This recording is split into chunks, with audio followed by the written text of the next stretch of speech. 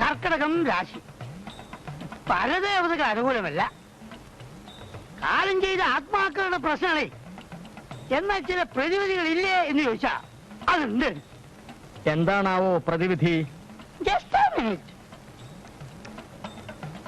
അപ്പോ തറവാട് പൊളിച്ചു നീക്കണമെന്ന് നിർബന്ധം തന്നെയാണോ? വീട് താമസിക്കാൻ കൊള്ളില്ല എന്ന് പ്രശ്നത്തിൽ തെളിഞ്ഞില്ലേ? എന്നാ പിന്നെ വിൽപ്പനയ്ക്ക് ശ്രമിക്കാമെന്ന് വെച്ചാൽ അലവലാദികളായ നാട്ടുകാർ സമ്മതിക്കുന്നുമില്ല. പൊളിച്ച് കട്ടിളയും ജനലുകളും കിട്ടുന്ന വിലയ്ക്ക് വിൽക്കുകയല്ലാതെ വേറെന്താണൊരു പോംവഴി?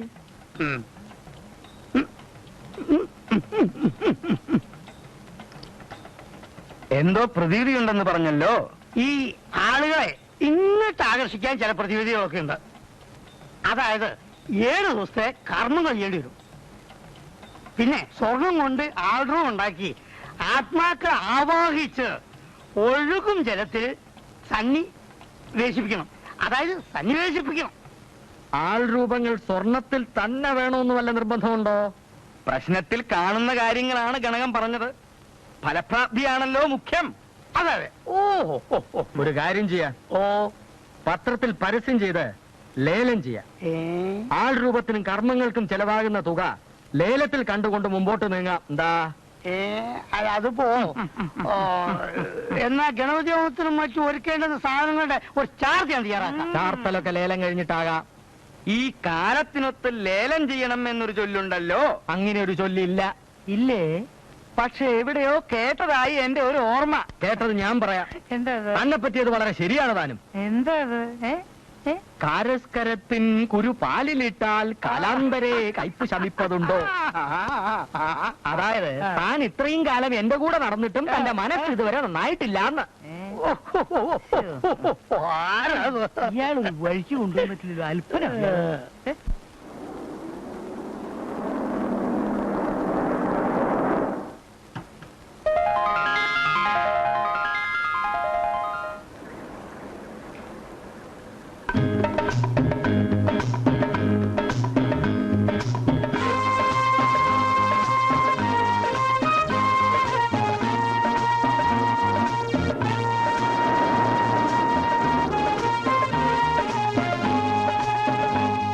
ഹലോ, ഗിയറൊന്ന് മാറ്റി സ്പീഡൊന്ന് കുറയ്ക്കണം. ഹലോ സേതുഭായി, നമ്മളോട് തന്നെ. അല്ല സിസ്റ്ററെ, കോളേജിൽ നിങ്ങളുടെ സ്ഥലം വരെ ഒരു കമ്പനി വരാമെന്ന് ഞങ്ങളോട് അറ്റ്ലീസ്റ്റ് ഒരു താങ്ക്സ് എങ്കിലും പറഞ്ഞൂടെ? ഇനി അഥവാ ഞങ്ങളുടെ കമ്പനി ഇഷ്ടമല്ലെങ്കിൽ അതങ്ങ് പറഞ്ഞേര്. ഇതൊരുമാതിരി മനുഷ്യനെ മടിയാക്കുന്ന ഏർപ്പാടാ കേട്ടോ. എന്താ നിങ്ങളുടെ ഉദ്ദേശം? അയ്യോ മിണ്ടി, നമ്മളോട് സേതുഭായി സംസാരിക്കില്ല, നീയല്ലേ പറഞ്ഞത്? അങ്ങനെയല്ല ഞാൻ പറഞ്ഞത്. സംസാരിക്കും, പക്ഷെ ചില നിയന്ത്രണങ്ങളൊക്കെ കാണുമെന്ന ഒന്നും വിട്ടു പറയത്തില്ല. അല്ല സേതു, ഞങ്ങളിങ്ങനെ എത്ര നാളായിട്ട് ബസ്സിന് കാശും മുടക്കി നേരവും മെനക്കെടുത്തി കൂടെ വരാൻ തുടങ്ങിയിട്ട് ഒന്ന് വീട്ടിലോട്ട് ക്ഷണിക്കാവട്ടെ, ഒരു കപ്പ് ചായ തരാവട്ടെ. കുടിക്കാൻ ചായ അല്ലല്ലോ നിങ്ങൾക്ക് എല്ലാവർക്കും താല്പര്യം. അപ്പറഞ്ഞ എന്റെ ഹിക്കുമത്ത് ഞമ്മക്ക് പൊടി കിട്ടിയില്ല. പൊടി കിട്ടും, നേരം കളയണ്ട. വൈകിയാൽ കള്ളുഷാപ്പിൽ തിരക്ക് കൂടും. കള്ളുഷാപ്പോ ഞങ്ങളായിട്ടുള്ള ബന്ധം അല്ലേ? ഞങ്ങളുടെ മാന്യത ചോദ്യം ചെയ്തു. ഞങ്ങളാരും അങ്ങനെയുള്ള ഫാമിലീസിൽപ്പെട്ട മെമ്പേഴ്സ് അല്ല. ഏതായാലും ഒരു കാര്യം ഉറപ്പായി, നമ്മുടെ നീക്കങ്ങൾ കൊച്ചി ശ്രദ്ധിക്കുന്നുണ്ട്.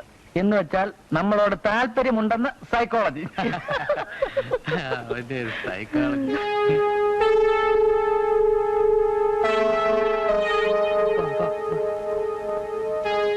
നല്ല കായ്ഫലം ഉണ്ടല്ലേ? ഓല പഴുത്തിരിക്കുന്നു, ചിലപ്പോ തലേ വീഴും. ലേലം തുടങ്ങട്ടെ? തുടങ്ങാൻ പോകട്ടോ. തുടങ്ങിക്കോ. എല്ലാവരും ഇവിടെ ശ്രദ്ധിക്കുക, ലേലം തുടങ്ങാൻ പോവുകയാണ്. തുടങ്ങിക്കോ. തന്റെ സംഭവം വേണല്ലോ ലേലം തുടങ്ങാൻ. വെറും 2 ലക്ഷം. അതെ, ചായ ഞങ്ങൾ കുടിച്ചാൽ ഇറങ്ങും കേട്ടോ. സ്വന്തമായിട്ടൊരു ചായക്കടുണ്ടല്ലോ, അടിച്ചു കുടിച്ചൂടെ? ഇവിടെ ഒന്ന് വാങ്ങി നോക്കണം. പോക്കിൽ തരം പറഞ്ഞാലോ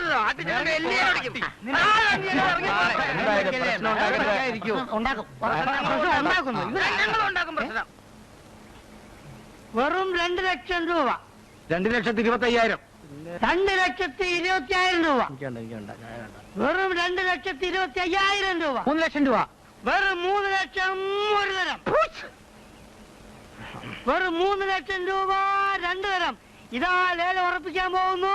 3 ലക്ഷം. വെറും 3 ലക്ഷം രൂപ 3 തരം ലേലം ഉറപ്പിച്ചു. 3 ലക്ഷത്തി 1 രൂപ. 3 ലക്ഷത്തി 1. അതാണ് വീട്ടിൽ പോയില്ലേ ഭാര്യയുടെ അടുത്ത് വിളിച്ചാൽ മതി. വന്നിരിക്കുന്നത് കൂടുതൽ വിളിച്ചവനെ വസ്തു വിട്ടുതരണം. വിട്ടുതരാൻ എനിക്ക് മനസ്സില്ല. മനസ്സിൽ ഈ വസ്തു തന്റെ കയ്യിലിരിക്കും. ഇവിടെ ലേലം നടക്കില്ല. എന്റെ വീട്ടിൽ നിനക്കെന്താ കാര്യം? ഇവിടെ കുടിക്കുന്ന മറ്റുള്ളവർക്ക് എന്താ കാര്യം? അവര് ലേലം കൂടാൻ വന്ന ഞാനും ലേലം കൂടാൻ തന്നെ വന്നത്. പുതുശ്ശേരി തറവാട്ടിലെ ഈ ഇരവി രാമൻപിള്ളയുടെ വീടിന്റെ ഒരു കഴുക്കോല് വിലക്കെടുക്കാനുള്ള കഴിവുണ്ടോ നിനക്ക്? മര്യാദയ്ക്ക് വെളിയിൽ ഇറങ്ങുന്ന കഴുത്തിന് പിടിച്ച് പുറത്തു കൊള്ളണം. പിള്ളേച്ച പ്രശ്നം ഉണ്ടെങ്കിൽ പിള്ളേച്ച കുറെ കാലമായി ഞാൻ അവനെ സഹിക്കുന്നു. എന്തോന്ന് നീ എന്നെ സഹിക്കുന്നോ? എടാ നീ ഇപ്പൊ വലിയ പണക്കാരനായല്ലേ? കാശിന് ഗതിയില്ലാതിരുന്ന കാലത്ത് നിനക്ക് എന്നെ വേണമായിരുന്നു.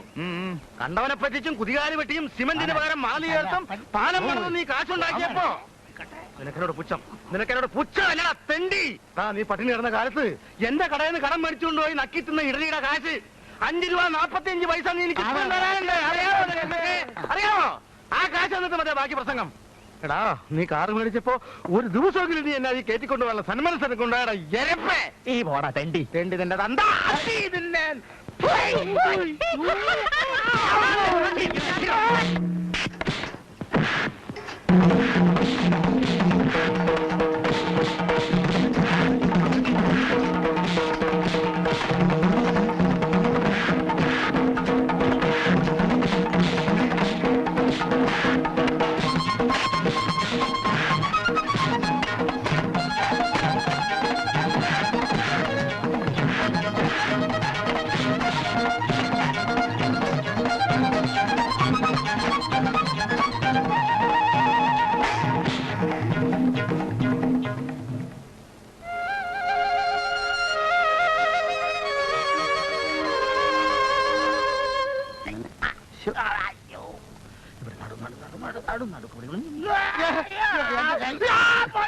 കൊള്ളട്ടെ. നിങ്ങളുടെ മനസ്സിൽ എന്തോന്നാ വിചാരിച്ചോണ്ടിരിക്കുന്നത്? കെട്ടുപ്രായം കഴിഞ്ഞിരിക്കുന്ന ഒരു പെണ്ണിന്റെ തന്തയാ എന്നിട്ടാ തല്ലുകൂടാൻ പോയിരിക്കുന്നത്. എടി ചുമ്മാ കുറെ നാളായി ഞാൻ അവനിട്ട് 2 പൊട്ടിക്കണോന്ന് വിചാരിക്കുന്നതാ. എന്നിട്ടാ നാണമില്ലാതെ തല്ലും പഠിച്ചു വന്നിരിക്കുന്നത്. എടി ഇത് തല്ലിയതല്ലടി, ഞാൻ കറങ്ങി അടിച്ചപ്പോ എന്റെ കൈ തന്നെ എന്റെ മേല് കൊണ്ടതാ. ഇറങ്ങിയടി. എന്റെ ഞാനിടത്തി ഒന്ന് കാണേണ്ടതായിരുന്നു അയ്യപ്പൻ ചേട്ടന്റെ അഭ്യാസ പ്രകടനം. ഒരു കൈ വന്ന് നടന്നാൾക്ക് വേണ്ടി ഞാൻ വിചാരിച്ചില്ല പിന്നെ ജീവിക്കുമെന്ന്. എടാ അതെന്റെ ഏത് കൈയാണെന്നറിയാമോ? എന്റെ ഈ വലത്തെ കൈ. കൈ പോയി. അയ്യപ്പൻ ചേട്ടന്റെ അഭ്യാസി അല്ലയോ? അതെ അതെ ഇവൻ പണ്ട് വയനാട്ടിലല്ലായിരുന്നു? അതെ. ഒരു കിഴവി പൊമ്പടുന്നവരുടെ കൂടെ അല്ലയോ ഫൈറ്റ് പഠിച്ചത്? കഴിവിടെടുത്ത് പഠിച്ചോണ്ട് വന്നു. ഒരു ഇച്ചിരി സ്ഥലമേ ബാക്കി ഉണ്ടായിരുന്നുള്ളൂ, അതും പൂർത്തിയായി. സന്തോഷമായല്ലോ. ചേട്ടാ പോലീസ് എവിടെ പോലീസ്? ആരാ ചായക്കാരൻ അയ്യപ്പൻ? അയ്യോ സാറേ ഞാനല്ല അയ്യപ്പൻ. രാഘവൻ, കുഞ്ഞിരാമൻ, അബൂട്ടി എവിടാ എല്ലാവരും? അയ്യോ അയ്യപ്പനെ ഞാൻ കാണിച്ചത് സാറേ. എവിടെ? എവിടെ അയ്യപ്പൻ ചേട്ടൻ? ഇപ്പൊ അങ്ങോട്ട് പോകുന്ന എവിടെ അങ്ങോട്ട്? അയ്യപ്പൻ ചേട്ടോ, ഇയാളൊരു നല്ല കാര്യത്തിന് വിളിച്ചാ കാണുകയില്ലാന്ന് വെച്ചാൽ എന്ത് ചെയ്യും? അയ്യപ്പൻ ചേട്ടോ, അയ്യപ്പൻ ചേട്ടാ.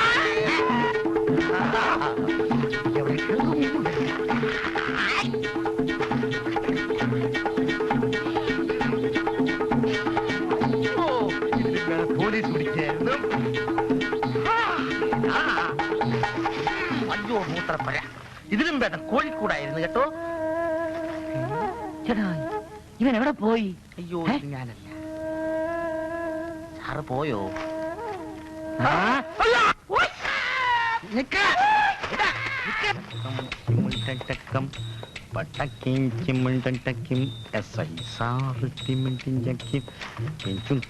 അയ്യപ്പനാണ് ചപ്പം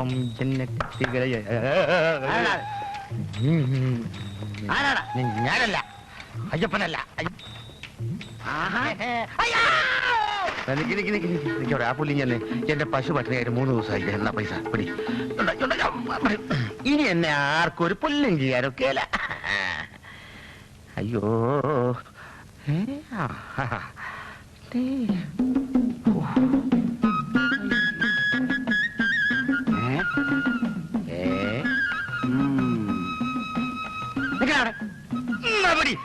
എന്നെ പിടിക്കാനൊക്കെ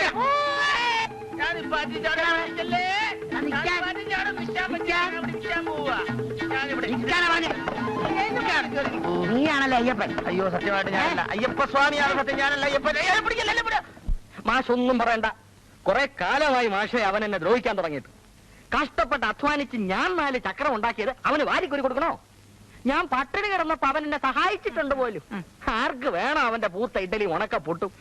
ഞാൻ കാറ് വാങ്ങിച്ചപ്പോ അവനെ ഞാൻ കാറി കയറ്റി സവാരിക്ക് കൊണ്ടുപോയില്ല പോലും. അയ്യടാ, കാറി കയറ്റാൻ പറ്റിയ ഒരു സാധനം. അതല്ല, പോലീസുകാരുടെ നിന്ന് വല്ല അടിയോടിയോട്ട് കിട്ടി അയാൾ കിടപ്പിലായി പോയാൽ ഒരു കുടുംബം പട്ടിണിയായി പോവും. അതുകൊണ്ട് പറഞ്ഞതാ. നല്ലോണം കണ്ട് പൊട്ടിക്കാൻ ഞാൻ ഏർപ്പാട് ചെയ്തിട്ടുണ്ട്. മാഷിനറിയോ, 6 മാസമായി ഞാൻ ഈ വീട് വിൽക്കാൻ ശ്രമം തുടങ്ങിയിട്ട്. ഇതെങ്ങനെയെങ്കിലും ഒന്ന് വിറ്റിട്ട് വേണം എനിക്ക് എന്റെ പുതിയ വീട്ടിലേക്ക് താമസം മാറ്റാൻ. ഞാൻ എവിടെന്നെങ്കിലും കഷ്ടപ്പെട്ട് നല്ലൊരു പാർട്ടിയെ തപ്പിക്കൊണ്ടുവന്നാലുടനെ അയ്യപ്പൻ പാരയായിട്ട് ഇറങ്ങും. ഇവിടെ പ്രേതണ്ട്, പിശാശുണ്ട്, ജാത്തനുണ്ട്.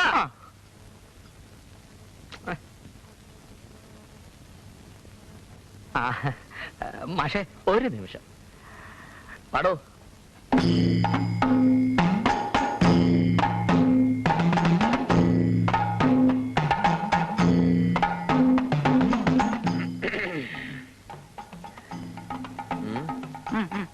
മാഷേ, ഞങ്ങളൊരു സുപ്രധാന തീരുമാനം എടുത്തിരിക്കുകയാണ്. അതറിയിക്കാനാണ് മാഷെ ഞങ്ങൾ ഇങ്ങോട്ട് വരുത്തിയത്. മാഷ് ആളൊരു ധീരനായതുകൊണ്ടും കിംവദന്തികളിൽ വീഴുന്ന ആളല്ലാത്തത് കൊണ്ടും ഈ ഭൂതപ്രേത പിശാചുക്കളിൽ വിശ്വാസമില്ലാത്തവനായതുകൊണ്ടും ഈ പുതുശ്ശേരി തറവാട് മാഷക്ക് കൈമാറാൻ ഞങ്ങൾ തീരുമാനിച്ചിരിക്കുന്നു. പാലക്കാട്ടുകാരനായ നിങ്ങൾ 7-8 കൊല്ലമായി ഞങ്ങളുടെ നാട്ടിൽ വന്ന് താമസിക്കുന്നു. മാനേജ്മെന്റ് സ്കൂൾ ആയതുകൊണ്ട് സ്ഥലം മാറ്റത്തിനും സാധ്യതയില്ല. ഇല്ല, സ്വന്തമായിട്ടൊരു വീട് വേണമെന്ന് മാഷക്ക് ആഗ്രഹമില്ലേ? ഇല്ലേ? എനിക്കെന്തിനാ ഇത്രയും വലിയൊരു വീട്? എന്റെ എവിടുന്ന ഇതിനു മാത്രം കാശ്? കാശിന്റെ കാര്യം നമുക്ക് പിന്നെ പറയാം. ഈ വീട് സ്വന്തമാക്കാൻ മാഷക്ക് ഇഷ്ടമാണോ? അത് മാത്രം പറഞ്ഞാൽ മതി. അത് എന്നും നിങ്ങൾക്ക് ആ ചായക്കടയുടെ അടുക്കളയിൽ കഴിഞ്ഞു കൂടിയാ മതിയോ മാഷേ? അതല്ല. ഏതല്ല?